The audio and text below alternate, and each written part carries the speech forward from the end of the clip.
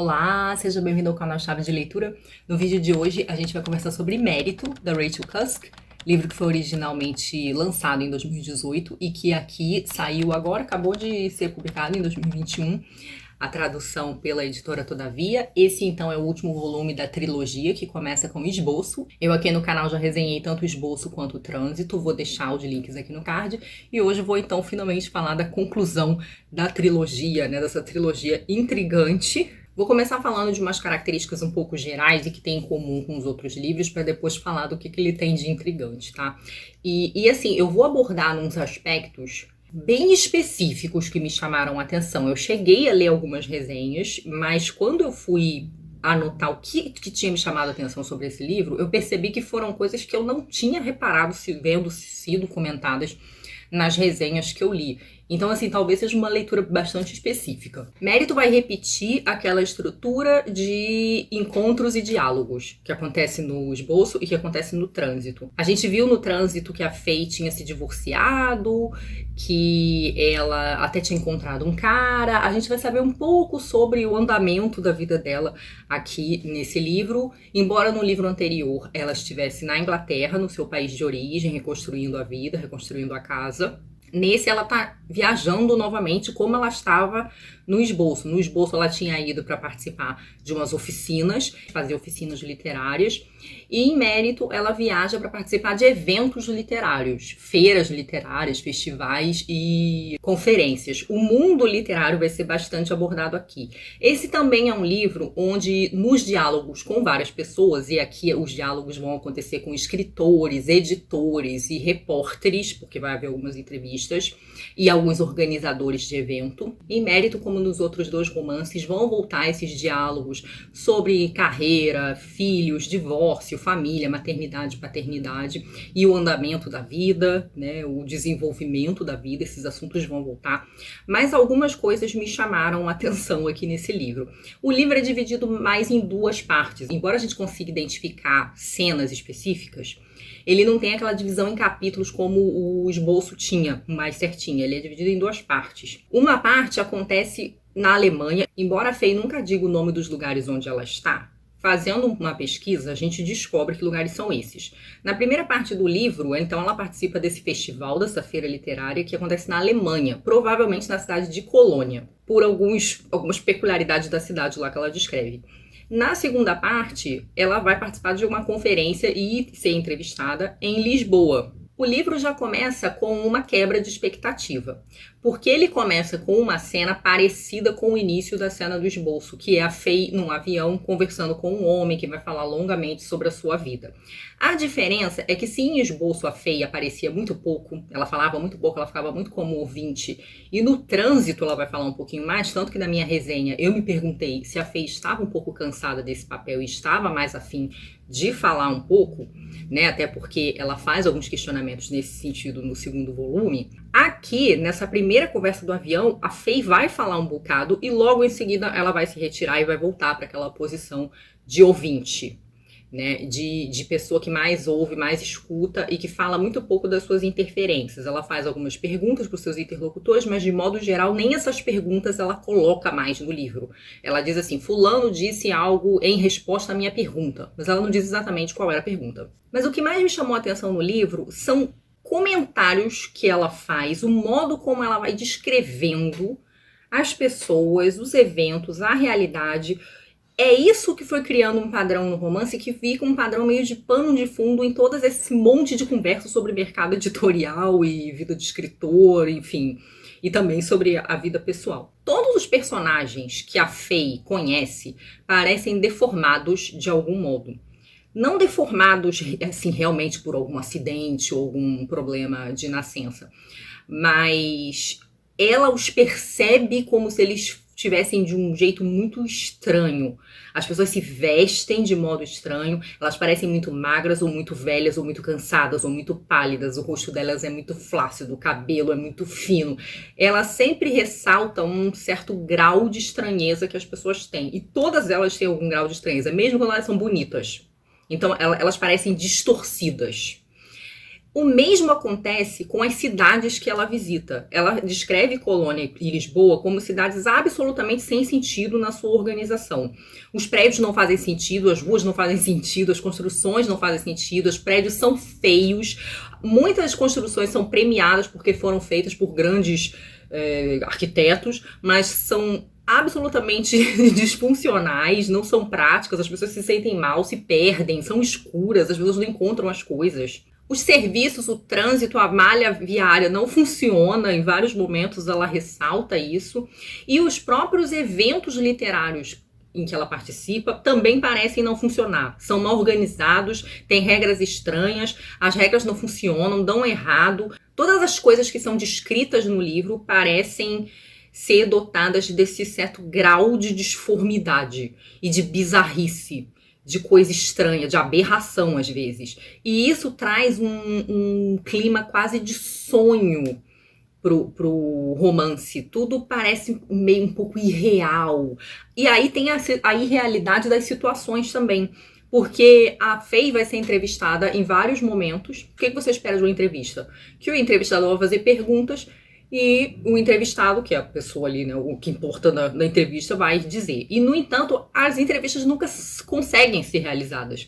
Seja porque os entrevistadores falam mais do que a Faye, fazem perguntas que eles mesmos respondem, ou porque os aparatos técnicos lá, a organização da entrevista não funciona, então não dá para ter entrevista. Então, assim, é uma situação muito bizarra. Também existe um pouco dessa coisa do bizarro nas ações das pessoas. Nos debates sobre o mercado editorial, por exemplo, parece que a estrutura desse mercado se orienta em cima de uma série de erros, equívocos ou coisas, merecimentos, né, para voltar aí para a questão do título, que não são lá muito, ou assim, pelo menos por quem fala da situação, não são muito justos. Há situações, por exemplo, em que se fala de como o mercado editorial se sustenta graças aos livros que são considerados mais comerciais.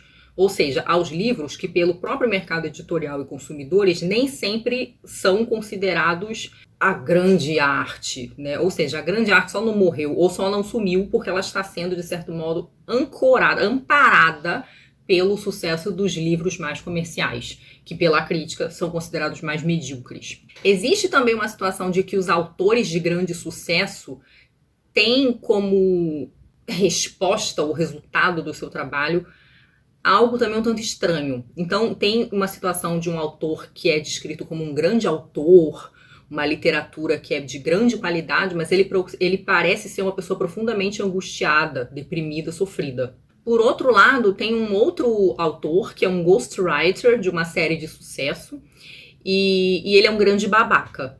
E ele é uma pessoa que se acha o máximo, ele faz os comentários sobre a vida familiar dele que são profundamente cínicos, e ele acha que ele tá assim na crista da onda, no sentido de uma vida saudável e de uma vida de exercícios e de cultivo do corpo, quando a primeira impressão que ele causa na Faye é de que ele tá muito doente e tão deformado que parece que ele tá sofrendo de alguma doença grave. Então, assim, é a impressão completamente diferente que a Faye tem dele. Numa outra discussão com uma editora ou organizadora de evento, agora não vou lembrar direito quem ela era, existe um comentário sobre o caráter dos eventos literários. Então ela fala muito sobre como o fenômeno do evento literário criou escritores que são muito bons para se apresentar. Eles são ótimos para o entretenimento, são quase bufões, mas os livros que eles escrevem são profundamente medíocres. Essas discussões sobre o mercado literário já dão um pouco o tom do que eu acho que o Mérito está tentando comunicar. Numa outra situação, por exemplo, é mostrado como certas residências de escrita são, na verdade, uma espécie de entretenimento vivo para ricos exuberantes, que têm castelos e chamam escritores para ir nesses castelos para ficar lá tendo, sei lá, umas conversas supostamente muito interessantes e eruditas enquanto eles supostamente escrevem. Essas questões de os resultados dos processos serem um pouco mambembes, distorcidas, disformes, imperfeitas, também acontece numa discussão sobre vamos dizer assim, uma visão feminista ou a condição feminina das mulheres, porque tem muitas personagens mulheres, elas vão falar bastante sobre a sua vida aqui, e em vários momentos, essas mulheres que também são descritas como as mulheres muito cansadas, envelhecidas, magras, mal vestidas, estranhas, com alguma coisa fora do lugar também, elas vão falando sobre como elas tiveram divórcios profundamente traumáticos, como seus ex-maridos as agrediram, as perseguiram, como elas são julgadas pelas pessoas da sua família, pelas pessoas da sociedade, como elas têm que trabalhar o dobro, como elas são esfalfadas de trabalho, elas são esgotadas, como o reconhecimento nem sempre é equivalente ao trabalho. E em mais de um momento essas mulheres falam, ou por si mesmas, ou porque alguém falou para elas, que é isso que dá querer viver o ideal feminista, né? É isso que dá você querer viver uma vida autônoma, independente, né? Tá aí largada, né? Seus filhos não te entendem, te julgam, sua mãe te julga, a sociedade te julga, você tem que trabalhar demais, tá cansada. O livro parece estar chamando a atenção para o fato de que o mundo, as pessoas e as relações são muito mais bizarras do que a gente gostaria de admitir. Que, na verdade, o resultado dos processos, das interações, é muito resultado de várias fricções, colisões, erros, recomeços. E isso se conecta um pouco com o livro anterior. Se a gente for olhar a trilogia, a gente vê que essa coisa do disforme, ela vem sendo desenvolvida desde o início. O esboço, ele tem essa coisa de coisa incompleta ou de contorno, em que o conteúdo é movente, é variável. Em Trânsito, a gente tem uma narrativa sobre transformações, sobre mudanças, sobre recomeços, sobre reformas, né? Então, sobre modificações, processos de mudança, de transformação, de recomeço. Em Mérito, a gente começa a ver como parece que os resultados desses processos todos não são coisas completas, não são perfeitas, não são ideais, são sempre uns arranjos meio remendados e erodidos. E que em alguns momentos alcançam tal grau de bizarrice que eu acho que é o que a Rachel tenta ressaltar com essa impressão de irrealidade, de aberração desse mundo, onde tudo parece mais ou menos distorcido. É quase como se ela quisesse dizer que boa parte da nossa vida está ancorada em situações que são absolutamente bizarras, estruturas bizarras, instituições bizarras. Ela vai colocando, inclusive, em alguns momentos, conversas sobre o Brexit, né? E aí a gente provavelmente intui que é uma leitura de uma escolha que ela talvez julgue também como um pouco bizarra ou absurda. E há alguns momentos no livro em que as conversas que as pessoas têm aludem um pouco para essa coisa do resultado meio disforme depois de muita dificuldade no processo. Essa conversa é longa, eu vou ler um pedaço dela só, e ela tem a ver com uma história que uma interlocutora da Faye está contando de uma mulher que ela conheceu. Essa mulher era guia de esqui e ela acaba sendo convencida a levar um grupo para uma... Gente, eu não vou lembrar o termo específico, mas enfim, uma operação lá, uma atividade de esqui num dia que não estava muito seguro. E ela descreve os turistas lá, os esportistas, como pessoas meio fanáticas. Ela decide ir e ela acaba sendo a pessoa que se acidenta. E aí essa mulher se acidenta, quebra o corpo inteiro e precisa fazer várias intervenções no corpo com metal, com chapas, para poder reconstruir seus ossos. E se eu não me engano, essa mulher que está contando a história conheceu essa mulher no avião. E essa mulher contou a história para ela, então, de que ela era toda reconstruída. Essa interlocutora, então, da Faye, ela vai dizer que ela se identificou com essa mulher. Que a mulher de metal fez ela pensar em como ela se identificava com a situação dessa mulher. E aí ela começa dizendo assim: quando ela falou isso, eu de repente tive a sensação de que estava falando sobre mim. Então a Faye pergunta por quê. E aí ela responde assim: acho que isso me fez pensar sobre ter um filho, disse ela por fim. Você sobrevive à própria morte, emendou, e depois não sobra mais nada para fazer, exceto falar a respeito disso. Mais adiante ela diz assim: seus sentimentos de afinidade pela mulher de metal pareciam advir de uma experiência que para ela também consistia num processo de ser quebrada e depois remontada numa versão indestrutível, antinatural e possivelmente suicida de si mesma. Acho que Mérito tem um pouco a ver com isso, assim. E o mérito do livro, em certa medida, diz respeito a você ser essa pessoa que sobreviveu, né? Resistiu e sobreviveu a todo esse processo de ser quebrado, moído ao longo da vida. Em alguns momentos, alguns personagens chegam a dizer que é o sofrimento que faz as pessoas terem experiências válidas e significativas. Em algum momento, há o elogio do sofrimento, por várias perspectivas diferentes. E algumas pessoas chegam a afirmar que para você fazer uma obra de arte de grande valor, você precisa ter sofrido um pouco. Num determinado momento tem essa passagem. A grande arte era muitas vezes subordinada a essa imolação de si mesmo, já que uma grande inteligência e sensibilidade eram muitas vezes características de quem considerava o mundo um lugar impossível de viver. O título do livro é uma palavra grega e ele é o nome de um prêmio que é citado, um prêmio literário. Um prêmio que causou uma certa discussão polêmica porque ele dividia os autores entre homens e mulheres. Então era o melhor livro escrito por homem e o melhor livro escrito por mulher. E os autores entram numa discussão, na verdade os personagens, né, não os autores, entram numa discussão, isso causa uma farra de por que não pode ser só o melhor escritor, né? Tem que ser o melhor escritor homem e a melhor escritora mulher. Mas mérito também tem esse caráter um tanto quanto ambíguo e irônico no livro, do que as pessoas ganham pelas coisas que elas fazem, pelas escolhas que elas fazem, né? Muitas vezes, como eu citei anteriormente, o autor da grande obra vai ser uma pessoa deprimida, amarga. O autor de grande sucesso vai ser uma pessoa oportunista e cínica e um pouco babaca até com as pessoas. A pessoa que luta para fazer as próprias escolhas e ter liberdade acaba sendo a pessoa mais sofrida e julgada. E ao mesmo tempo, enquanto que parece não haver muita justiça nesses resultados que se alcança com seus processos e as ações que se faz no mundo, também parece haver um certo ganho na resistência, uma espécie de força que se adquire por esse sofrimento ou por aprender a lidar com esses sofrimentos sucessivos, né? E com essas situações sucessivas bizarras que se encara na vida. Olhado de uma perspectiva tradicional, o romance também tem esse quê de disforme, né? Não só o romance, mas a trilogia. Tem essa ideia da recusa do conteúdo, de um processo que é um processo de transformação, ou seja, as pessoas e coisas nunca são as mesmas sempre,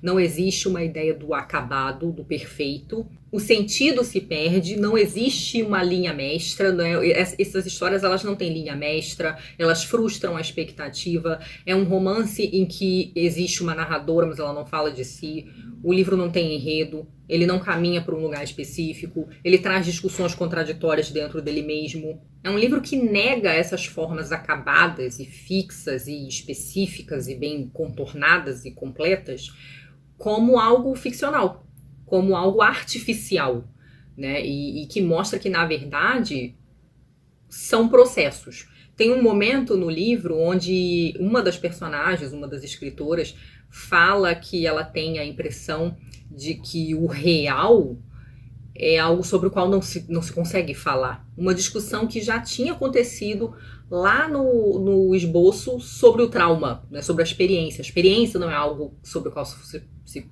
consegue falar totalmente, em especial uma experiência traumática. Aqui ela está falando de outra experiência, mas parece que a trilogia da Rachel tenta, de certo modo, mostrar que a vida e as pessoas são essas coisas cambiantes e que qualquer planejamento e narrativa é sempre interrompido, é sempre acidentado, o resultado disso é sempre algo muitas vezes inesperado, bizarro. Essa é uma cena de uma mulher que foi convidada para participar de uma residência literária num castelo de uma mulher rica e excêntrica. E quando ela estava lá, ela começa a ter uma sensação estranha e começa a sentir meio que saudade do marido, que era um marido que ela não valorizava muito quando estava perto dele. E aí ela diz assim, a narradora dizendo sobre ela: ocorrera-lhe que ao ligar para o marido e pôr um fim na sensação de estar sem amarras e à deriva, ela talvez tivesse deixado escapar a oportunidade de compreender alguma coisa. Estava lendo um romance de Hermann Hesse, disse ela, no qual ele descreve algo parecido. Abre aspas.